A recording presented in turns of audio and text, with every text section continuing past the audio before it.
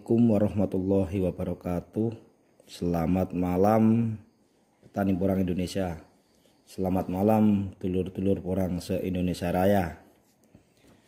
Malam ini akan saya sampaikan cara kirim porang ke pabrik atau PT sesuai dengan janji saya beberapa waktu lalu atas permintaan dari teman-teman petani porang, bahwa saya akan menyampaikan tentang cara kirim porang ke pabrik atau PT.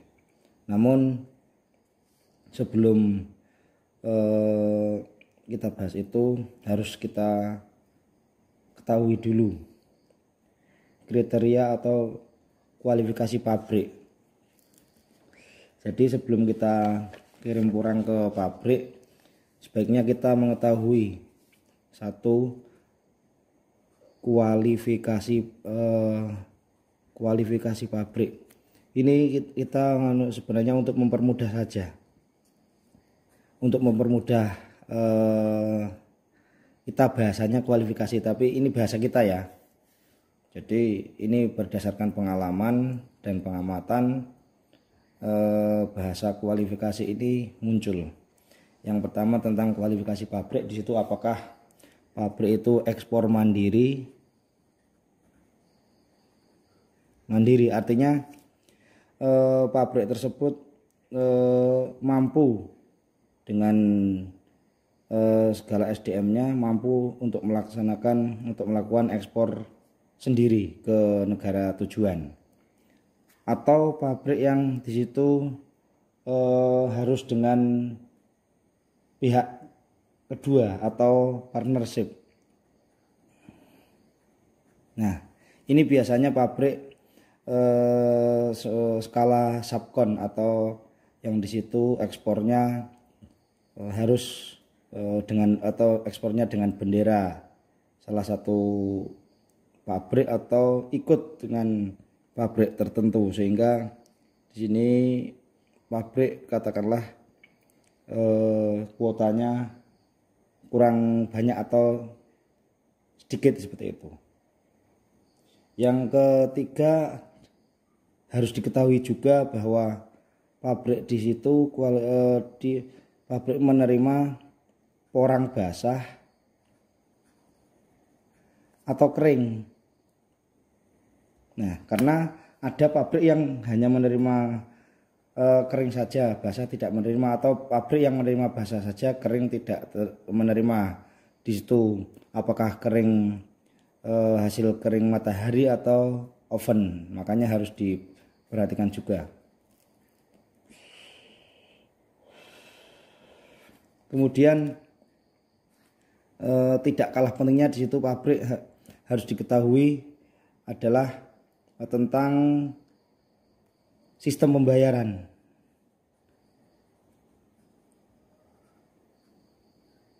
Karena di pabrik sendiri, menurut hemat kami ada dua sistem pembayarannya, yaitu cash dan tempo. Yang cash biasanya 1 hari 2 hari, maksimal 2 hari sudah dibayar. Yang tempo itu bisa 1 minggu atau 2 minggu atau bahkan mungkin 1 bulan. Nah, kalau yang cash itu yang tempo itu biasanya harganya sedikit lebih tinggi, karena di situ ada penundaan pembayaran, dan untuk yang masuk ke pabrik harus mengeluarkan kocek lebih dalam lagi. Bahkan kalau katakanlah 1 minggu kirim 1 hari per rate, itu kirim selama 1 minggu, artinya 7 rate itu duitnya sudah serep, harus 1 M lebih itu untuk rutin itu. Makanya harus diperhatikan di situ apakah pembayarannya cash atau tempo. Ini menjadi pilihan. Kalau saya pribadi, saya lebih cenderung ke yang cash, walaupun di situ katakanlah keuntungannya sedikit, namun perputaran modal bisa lebih cepat seperti itu. Kemudian harus kita ketahui juga tentang sistem penerimaan barang di pabrik.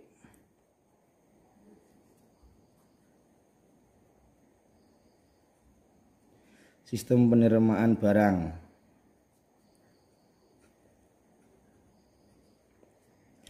Karena satu pabrik dengan lainnya itu sistem penerimaan barangnya berbeda-beda.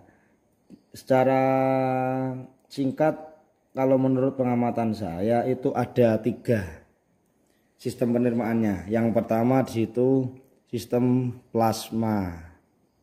Artinya apa? Plasma ini pabrik hanya menerima dari petani-petani binaan yang telah dikelola oleh pabrik langsung.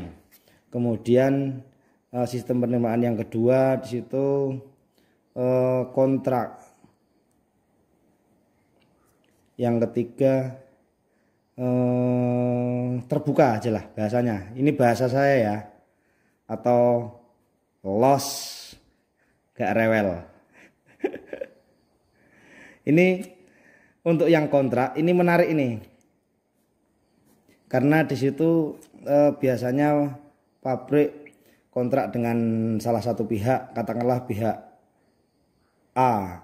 Kemudian pihak A dengan pabrik itu kontraknya katakanlah 1 musim atau 1 tahun itu 10.000 ton. Nah, pihak yang A ini biasanya ini membagi ke subkon. Nah, peluang di subkon inilah yang ramai di masuki dari petani-petani atau bakul-bakul, karena tidak mungkin seorang A sendirian mampu memenuhi kontrak, karena di situ kontraknya biasanya ribuan atau bahkan belasan ribu ton. Makanya ini pasti membutuhkan subkon. Nah, di tataran subkon inilah yang biasanya terjadi perang harga, karena subkon setiap hari atau bahkan setiap minggu itu pasti dapat update dari sang pemilik kontrak. Kemudian yang ketiga terbuka, ini biasanya dari pemilik PT langsung ke bakul-bakul atau tengkulak atau penjual atau supplier. Nah, ini yang terbuka ini yang paling mudah, karena apa? Semua bisa masuk, baik petani, pedagang, pengepul, skala kecil, skala besar. Namun tentunya yang skala kecil dan skala besar harganya pasti berbeda. Kemudian lanjut pada yang ketiga, tentang yang harus diketahui dulu sebelum mengirim porang, yaitu tentang ini kita harus paham tentang porang.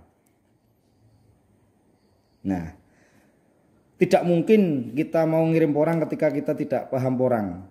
Yang jelas kita harus tahu apakah itu porang, iles, walur, suwek, iles Sumatera, dan lain sebagainya. Ini harus kita ketahui dulu. Harus kita bisa bedakan mana yang porang, mana yang walur, mana yang iles, mana yang suwek. Karena tidak mungkin kirim barang porang kok tapi isinya iles. Pasti di pabrik itu nanti di sortir, di reject, dan ini menjadi nilai minus untuk suppliernya atau pengirimnya. Katakanlah pengirimnya saya kirim barang ke pabrik, tapi di pabrik di dalamnya disortir atau dicek ada ilesnya. Ini menjadi catatan negatif. Kemudian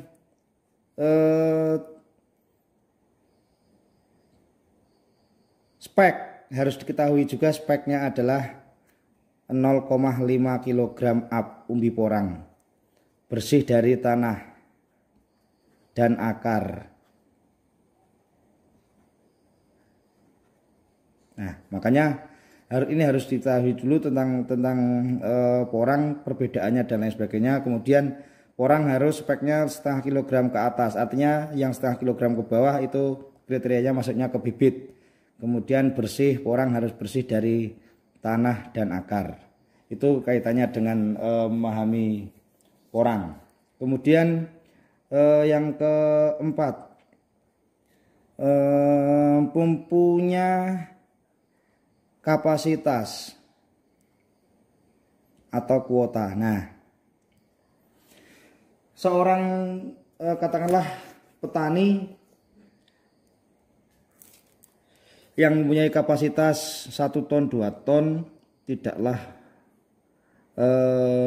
bisa dikirim ke pabrik kecuali untuk mendapatkan harga tinggi ketika dikirim ke pabrik itu sangat sulit. Karena apa? Prinsip di porang itu ada kuota, ada harga. Makanya petani ataupun supplier ataupun tengkulak ketika mempunyai barang sedikit untuk dihargai dengan harga tinggi itu agak sulit kalau menurut saya.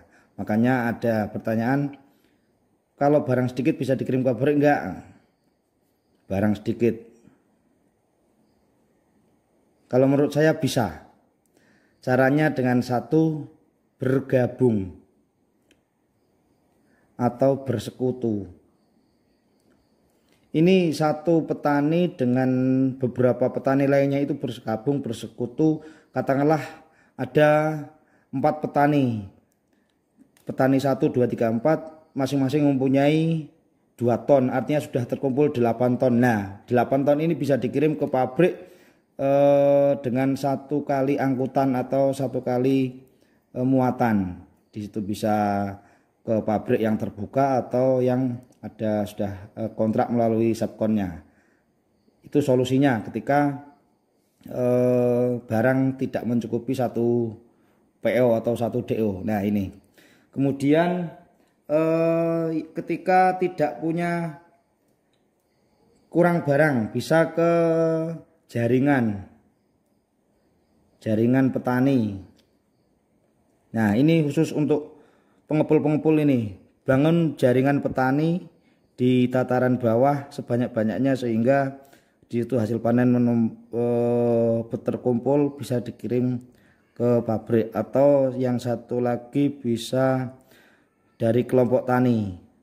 Nah, membuat kelompok tani porang maksudnya. Nah, ini bisa untuk menambah kapasitas atau kuota kirim barang ke pabrik. Kemudian harus juga mempunyai tentang alat angkut. Alat angkut ini bisa punya sendiri atau bisa pakai jasa pengiriman barang. Namun harus juga diperhatikan, hati-hati juga kalau kirim barang memakai jasa angkutan barang, karena harus kredibel, karena kalau tidak, karena barang mahal bisa saja terjadi error di tengah jalan seperti itu. Yang terakhir, yang paling pokok ini ada pesanan atau PO dari mana tadi? Nah, dari pemilik pabrik atau pemilik kontrak. Nah, ini yang agak sulit. Posisi di PO ini biasanya baik itu kontrak langsung dari pabrik atau dari pemilik kontrak ini katakanlah jadi subkon. 1, 2, 3, 4. Nah, ini yang menjadi ladang di bakul-bakul biasanya di posisi ini. Karena katakanlah bakul 1, 2, 3, 4 ini hanya mempunyai kapasitas per musim itu bisa kirim 500 sampai 1000 ton. Itu untuk satu pabrik aja kekurangannya luar biasa banyak. Karena satu pabrik itu bisa 10.000 kering atau bahkan mungkin lebih atau kurang. Nah, ini kalau untuk basahnya berapa itu kan bisa dihitung. Makanya ini ladangnya di sini. Kemudian dari PO sendiri biasanya ada DO atau surat jalan. Harus punya surat jalan atau DO. Nah, saya akan memperlihatkan salah satu contoh surat jalan dari saya kemarin yang sudah saya jalani atau saya laksanakan seperti ini. Nah, ini surat jalan saya kemarin atau DO saya. Sri Rezeki Grup Orang Indo, alamat Kaliwater Bener Purworejo, ini KOP, ini surat jalan nomornya tahun 2020 ya. Nah kebetulan ini kemarin saya yang pas kirimnya ke PT Bangsang ini, PT Bangsang Teknologi Jawa Timur, Jalan Mojosari Pacet, KM 46 Jatilangkung Puking Mojokerto Jawa Timur. Nah ini seperti ini. Dengan hormat, bersama surat ini kami kirimkan barang berupa umbi produksi porang dengan rincian sebagai berikut. Nomor 1, pengirim Sri Rezeki Grup Orang Indo Purworejo, jenis barang umbi produksi porang, jumlah karung 166, timbangan di depo 8198 kg. Ini plat mobil. Kemudian ini checking perbankannya seperti ini.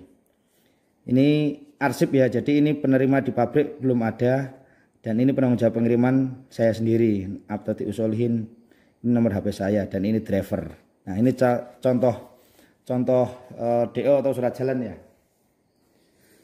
Itu nanti bisa pakai DO untuk kirim porang ke pabrik ketika sudah ada PO pesanan dari yang punya PT ataupun yang punya kontrak dari PT.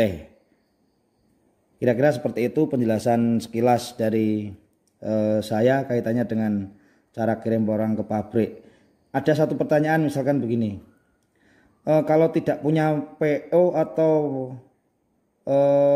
PO dari pabrik atau dari pemegang kontrak pabrik itu kirim porang bisa enggak? Bisa langsung ke pabrik enggak? Bisa. Jawabannya bisa. Ada dua kemungkinan. Satu, masuk ke pabrik melalui pemilik PT langsung. Ini berarti pemilik PT. Ada tahu namanya, tahu alamatnya, pemilik PT dihubungi, dikirim bisa sesuai dengan perjanjian. Hati-hati dalam hal membuat perjanjian. Di situ diperlukan juga sistem pembayaran, kriteria, grid dan lain sebagainya, spek itu harus diperjelas. Kemudian bisa juga masuk ke jadi subkon yang punya kontrak di pabrik. Jadi ini yang punya kontrak ini. Kontrak. Dari kontrak turun ke subkon, nah masuk melalui subkon. Subkon ini bisa A, B, 1, 2, 3, 4, 5, 6, 7, 8 terserah yang punya kontrak mau membagi kontraknya atau subkonnya ke siapa saja. Nah itu bisa masuk ke pabrik melalui itu. Tinggal nanti ada rembugan atau ada kompensasi seperti apa bisa dibicarakan di belakang seperti itu. Kira-kira itu penjelasan dari saya kaitannya dengan cara kirim porang ke pabrik. Ini sekali lagi saya sampaikan ini berdasarkan pengalaman dan pengamatan saya. Sekiranya ada kekurangan itu atas kekurangan saya pribadi. Jika ada yang positif atau kebaikan itu datang dari Tuhan Yang Maha Esa, monggo silakan kita sharing bersama-sama. Kalau ada pertanyaan ataupun yang kurang bisa dimengerti dengan bahasa saya, silakan tulis di kolom komentar. Sebisa mungkin, sebisa saya, insya Allah dengan senang hati akan saya balas. Demikian dari kami. Atas segala kekurangan kami mohon maaf yang sebesar-besarnya. Sri Rezeki Orang Indo Purworejo, bakul rasa sedulur. Matur nuwun.